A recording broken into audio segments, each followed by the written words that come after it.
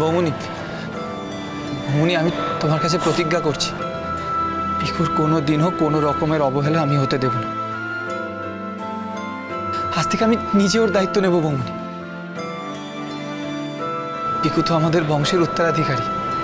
একদিন এই পাইস হোটেলে সবকিছু তো ওকেই সামলাতে হবে। বলো, তুমি তুমি পিকুকে আমাদের থেকে দূরে সরিয়ে দিও না বৌমনি।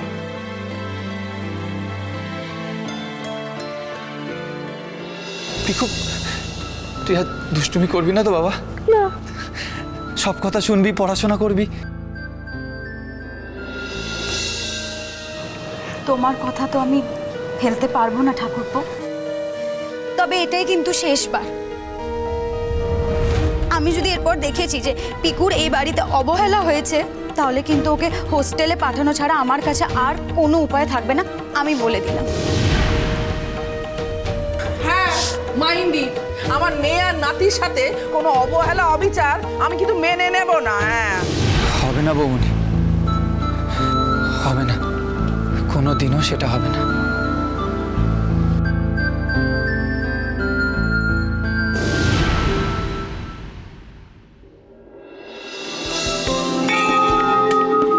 চলো চলো চলো চলো, লাইনে দাঁড়াও দাঁড়াও, লাইনে দাঁড়াও সবাই। কি দাদু, কেমন লাগছে? হ্যাঁ দিদিভাই, ভালো।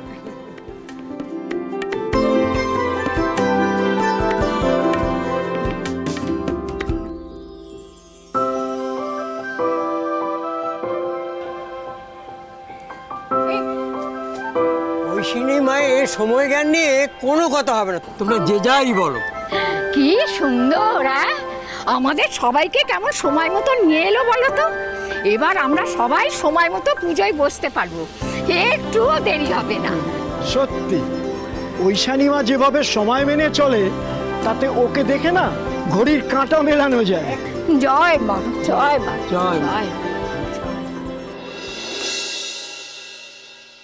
মাছ তো 10 কিলো মাছ 300 টাকা করে। 3000 টাকা। হ্যাঁ, 160 টাকা কিলো বাসমতি, 25 কিলো 2 বস্তা। 8000 টাকা। ও হো হো, শঙ্কর দাদাবু, তুমি যা মুখে মুখে হিসাব করছো না, আমি তো ধই পাই না।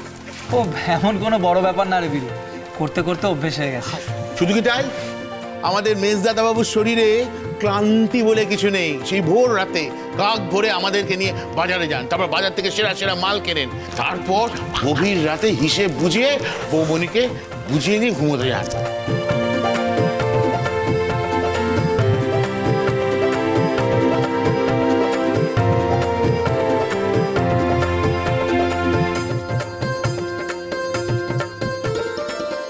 আমার শঙ্করটা কি সুন্দর পাইস হোটেল সংসার সব সামলাচ্ছে।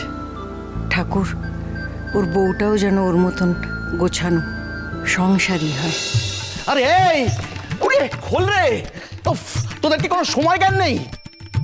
আজকে আমি ভাবলাম কলঘরে ঢুকবো, তৎক্ষণি ফুট করে ঢুকে পড়লো। বেরোচ্ছি বেরোচ্ছি মামা। আরে বেরোচ্ছি বেরোচ্ছি, তখন থেকে বলে যাচ্ছে বেরোচ্ছি বেরোচ্ছি। ওফ, এদিকে আমার পেটের মধ্যে লুচি বোঁদে তাল পাটালি সব তালগোল পাকিয়ে দিচ্ছে। বলি হারি বাপু, তুমি ভোরবেলা উঠে পেট পরীক্ষা করে আসো না কেন? তোমার জন্য কি আর কেউ কলঘরে যেতে পারবে না? আর পেট রোগা মানুষ যখন, তখন সকালবেলায় লুচি বোঁদে তাল পাটালি এসব খাওয়ার দরকার কি? শুধু আমার পেটের দোষ দেখো, এদিকে আমার ভাগ্নে ওই বেটা দিবাকর। হ্যাঁ, ও তো মামার বাড়ির ধাত পেয়েছে। ও সেই বৌমা তোমার হলো? মা, আমি তো সেই কখন থেকে তাড়া দিয়ে এসছি। সত্যি, সেই ভোর থেকে নির্জলা উপোস করে আছি পুজো দেবো বলে। আর এই সেজ, হ্যাঁ রে, সেজ বৌমা আবার কিছু খেয়ে বসেনি তো? সে কি মা, তুমি নির্জলা উপোস করেছো কেন? তোর এই আশীর্বাদের চেলিটা ঠাকুরের পায়ে ছুঁয়ে পুজো দেব, সেই জন্যে গুরুদেব বললেন যদি নির্জলা উপোস করি কোনো বাধা বিঘ্ন থাকলে সেটা কেটে যাবে। কিন্তু মা, নির্জলা উপোস করলে তোমার যদি শরীর খারাপ করে? ও মা, সন্তানের মঙ্গলের জন্যে মাকে এইটুকু কষ্ট করতে হয়, তাই না? আর আমি উপোস করলে যদি তোর মঙ্গল হয়, তাহলে তো আমাকে উপোস করতেই হবে। আপনি উপোস রাখলেই শঙ্করের জীবনের সব বাধা কেটে যাবে না মা। শঙ্করের জীবনের সবচেয়ে বড় বাধা যে আমি, ওর বৌমনি।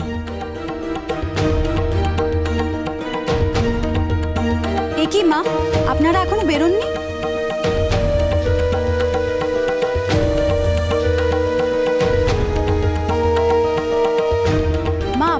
দেরি হয়ে যাবে।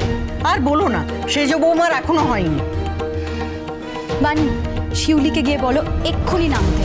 বলো আমি বলেছি। কোনো সময় জ্ঞান নেই, কোনো দায়িত্ব জ্ঞান নেই। মা কতক্ষণ উপোস করে থাকবে? আর যত দেরি করে মন্দিরে যাবেন তত তো আরো ভিড় বেড়ে যাবে। ওকে বলো এক্ষুনি আসতে। সেজে বৌদি, সেজে বৌদি, হলো তোমার? সেজে বৌদি, ও সেজে বৌদি, কি গো ঘুমিয়ে পড়লে নাকি? হলো তোমার? তাড়াতাড়ি করো। এই তো শাড়ি পরছি, শাড়ি পরছি। ঠিক আছে, ঠিক আছে, তাড়াতাড়ি করো। আমাকে গোটা 10 আলু, 1 মুঠো শুকনো লঙ্কা, আর পটল আছে, পটল, হ্যাঁ গোটা 15টা পটল দাও তো, আর 2টো বেগুন দিও। হ্যাঁ, কর্তামশাই না আজকে বেগুনি খাবেন বলেছেন। বেগুনি? 14 বার করে কল ঘরে যাবে আর বেগুনি খেতে চাইছো? এই, ধ্যাৎ, ধ্যাৎ, ধ্যাৎ, ধ্যাৎ। আমি কি বলেছি যে আমি একা বেগুনি খাবো? মোহিনী, তোকে আমি কতবার বলেছি যে তোর যা লাগবে আগের থেকে বলে রাখবি। এইভাবে পাইস হোটেলের বাজারের থেকে জিনিস নিবি না, অসুবিধে হয়। আর এটা কি? হ্যাঁ, 10টা আলু, 15টা পটল, 2টো বেগুন, এইভাবে হিসেব রাখা যায় নাকি?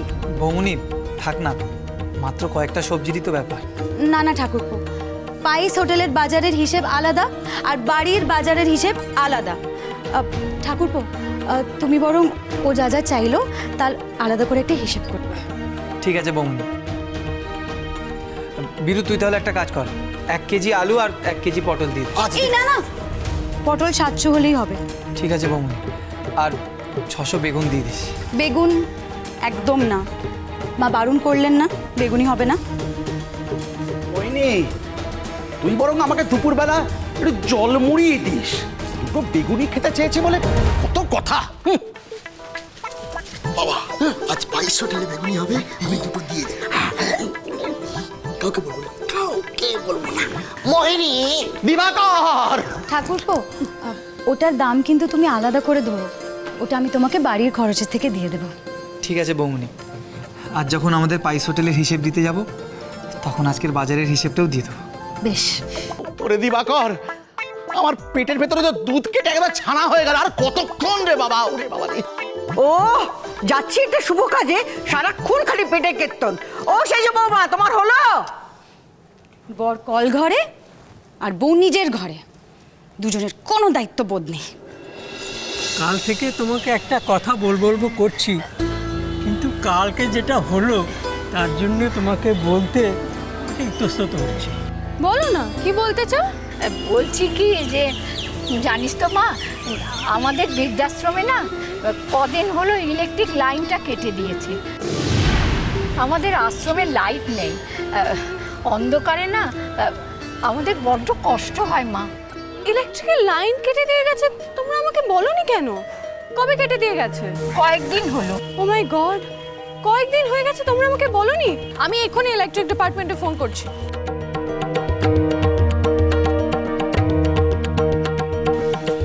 Hello hello, electric department.